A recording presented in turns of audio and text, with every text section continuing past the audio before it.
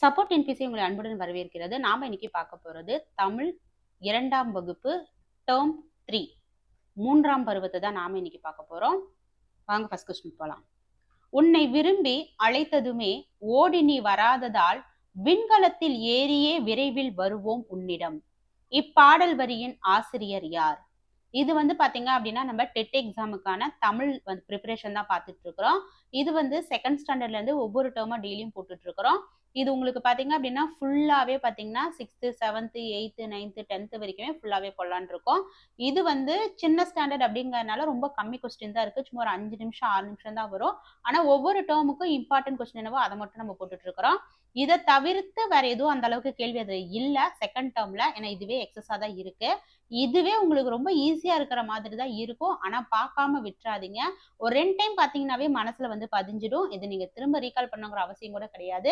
Just காதுல கேட்டா கூட உங்களுக்கு போதும். இதெல்லாம் போய் கேட்கணுமா அப்படின்னு ஒரு எப்பவுமே அசால்ட்டா இருந்துராதீங்க. ஏன்னா அதுதான் நமக்கு மார்க்ல மிஸ் ஆகுது. ஓகேங்களா?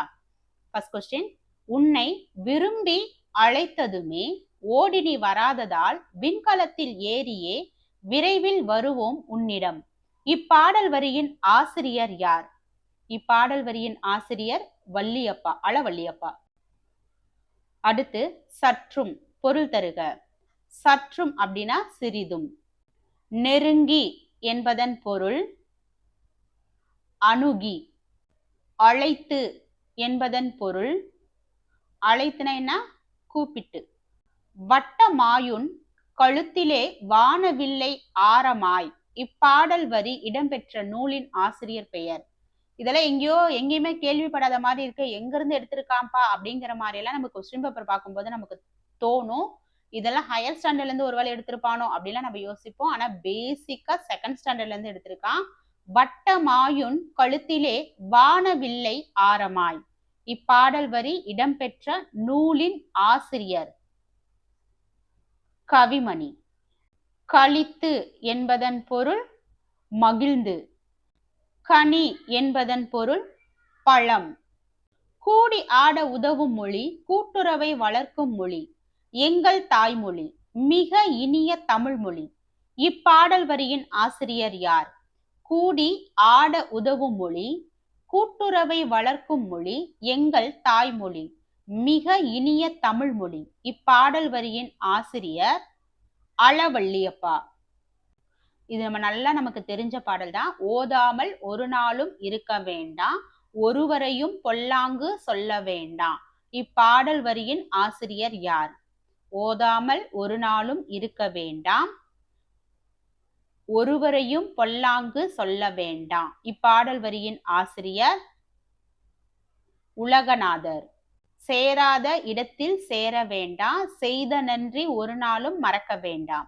இப்பாடல் வரியின் ஆசிரியர் உலகநாதர் தான். ஓதாமல் அப்படின்னா அதனுடைய பொருள் படிக்காமல்.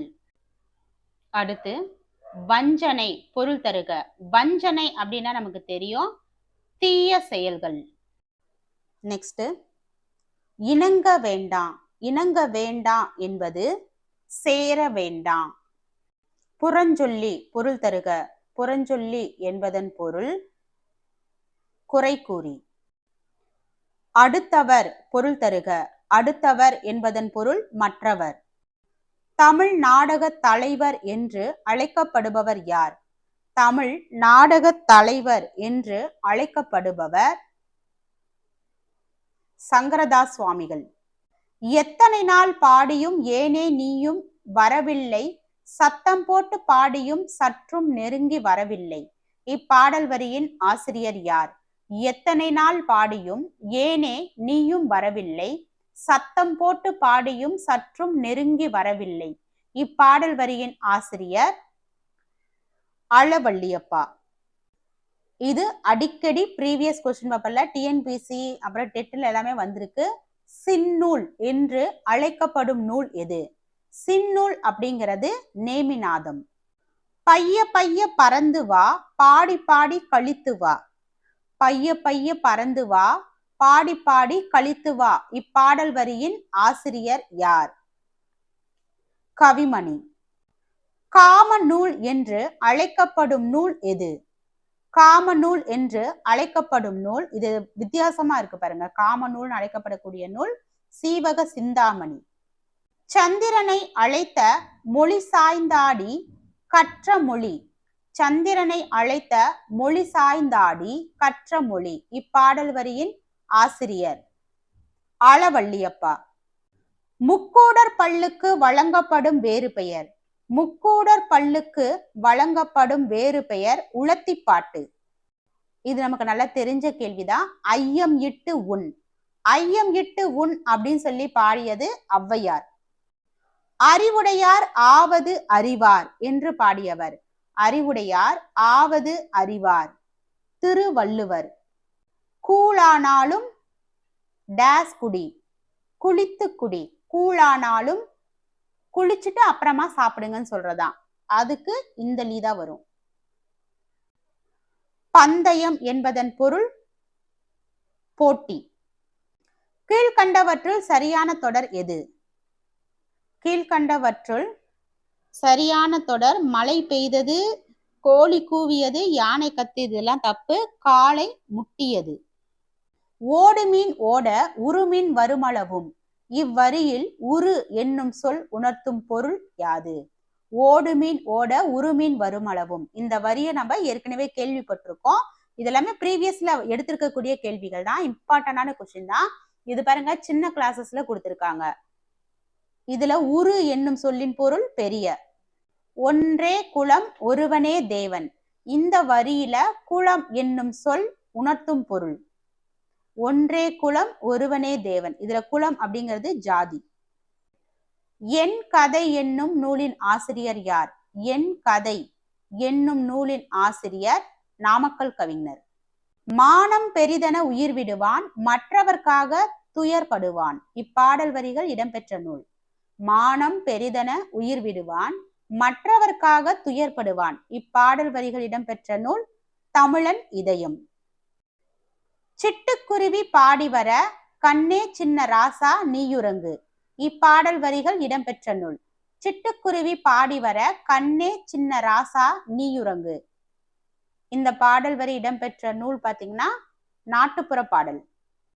தோட்டத்தில் மேயுது வெள்ளை பசு. இப்பாடல் வரி இடம்பெற்ற நூல் நமக்கு நல்லா தெரியும். தோட்டத்தில் மேயுது வெள்ளை பசு. கவிமணி பாடல்கள். இதுவும் நமக்கு நல்லா தெரிஞ்ச கேள்விதான். பாஞ்சாலி சபதம் என்னும் நூலின் ஆசிரியர். பாஞ்சாலி சபதம்னாவே நமக்கு நல்லா தெரியும். அது நம்மளது பாரதியார். வெறுப்பு என்பதன் பொருள். இதுமே ப்ரீவியஸ் கொஸ்டின் தான். வெறுப்பு அப்படிங்கிறது பாத்தீங்கன்னா மலை. எண்ணுவது உயர்வு என்று பாடியவர் யார்? எண்ணுவது உயர்வு என்று பாடியவர் பாரதியார். போகாத இடத்தினிலே போக வேண்டாம், போகவிட்டு புறஞ்சொல்லி திரிய வேண்டாம். இப்பாடலை பாடியவர் முன்னாடியே பார்த்தோம் பாருங்க, அவரே தான், உலகநாதர். கல்விக்கு அழகு கசடர மொழிதல் என்று பாடியவர். கல்விக்கு அழகு கசடர மொழிதல் என்று பாடியவர் அதிவீரராம பாண்டியர். கர்ம வீரர் காமராசர் நமக்கு நல்லா தெரிஞ்சதுதான். இது பாருங்க வித்தியாசமா இருக்கு. நல்லாசிரியர் விருது பெற்றவர் யார்? இந்த 4 பேர்கள்ல நல்லாசிரியர் விருது பெற்றது தணிகை உலகநாதன்.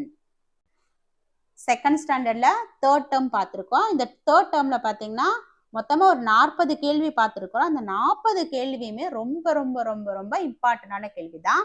இதுல ஒரு சில கேள்விதான் காமனான கேள்வி கேட்டிருக்காங்க. மற்றது எல்லாமே பாத்தீங்கன்னா அந்த பாடல் வரிகள் எந்த நூல்ல இடம்பெற்றிருக்கு, எந்த ஆசிரியர் அப்படின்னு சொல்லி ரொம்ப இம்பார்ட்டன்ட் கொஸ்டின் கொடுத்திருக்காங்க. இது வந்து 3rd டேர்ம் போட்டிருக்கோம். ஃபர்ஸ்ட் டேர்ம் செகண்ட் டேர்ம் வந்து நான் பிளேலிஸ்ட்ல லிங்க் கொடுத்துருக்கிறேன். அதை போய் நீங்க பாருங்க. பார்க்காதவங்க அது உங்களுக்கு ரொம்ப யூஸ்ஃபுல்லா இருக்கும். இது ஒரு நோட்ஸா எடுத்து வச்சு படிங்க. அப்பதான் நீங்க திரும்ப ரீகால் பண்றதுக்கு இது உங்களுக்கு ரொம்ப பயனுள்ளதா இருக்கும். இந்த வீடியோ உங்களுக்கு எந்த அளவுக்கு யூஸ்ஃபுல்லா இருந்தது அப்படிங்கிறத மறக்காம கமெண்ட் பண்ணுங்க. தேங்க்யூ.